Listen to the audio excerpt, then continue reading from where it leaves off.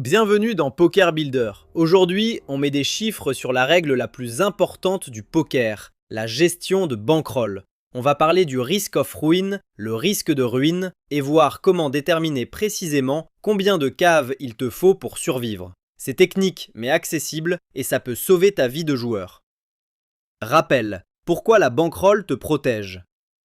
Ta bankroll, c'est l'argent que tu consacres au poker, séparé de ton argent de tous les jours. Son rôle ? Encaisser la variance, ces séries de pertes inévitables même quand tu joues bien. Sans bankroll suffisante, une simple mauvaise passe, statistiquement normale, peut te ruiner complètement. Avec une bankroll adaptée, la même mauvaise passe n'est qu'un creux passager. La bankroll ne te rend pas meilleur, mais elle t'empêche de disparaître avant que ton talent ne paye. Le risk of ruin, la vraie mesure. La plupart des joueurs utilisent des règles empiriques du type 20 caves pour le cash, 100 buy-ins pour les tournois. Ces règles sont utiles, mais elles cachent une notion plus précise, le risk of ruin.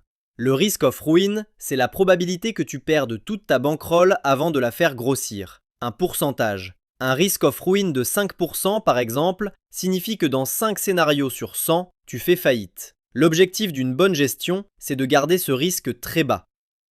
Ce qui fait varier ton risque de ruine. 3 facteurs déterminent ton risk of ruin et les comprendre change ta façon de voir la bankroll. Ta bankroll d'abord. Plus elle est grande par rapport aux enjeux, plus le risque baisse. Logique.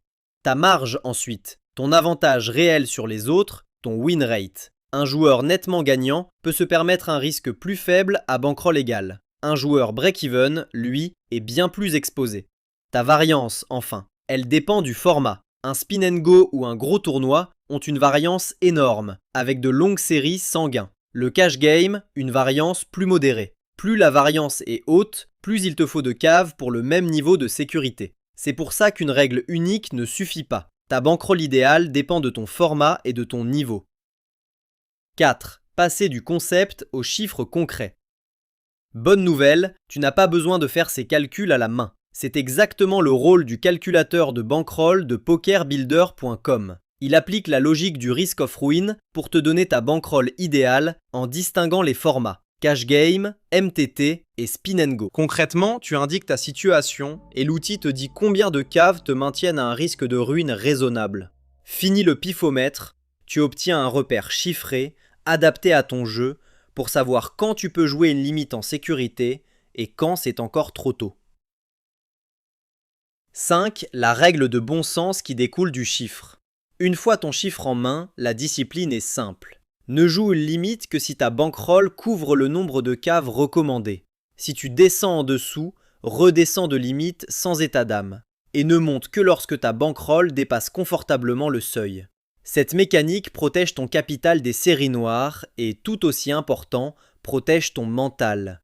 Quand ta bankroll est solide, la peur de perdre disparaît et tu joues librement. Exemple concret. 2 joueurs jouent la même limite avec la même bankroll. Le premier joue du cash game à variance modérée. Le second joue du spin and go à variance énorme. Le premier est en sécurité, son risque de ruine est faible. Le second, avec la même bankroll, est en réalité en danger.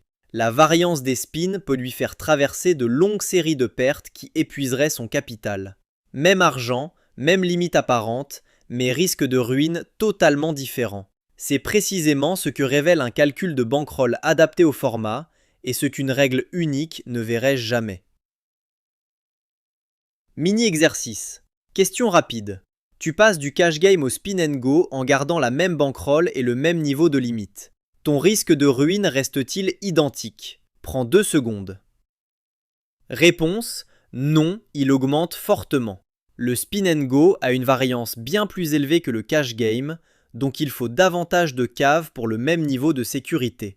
C'est pour ça qu'il faut calculer sa bankroll selon le format et pas se fier à une règle unique. Conclusion.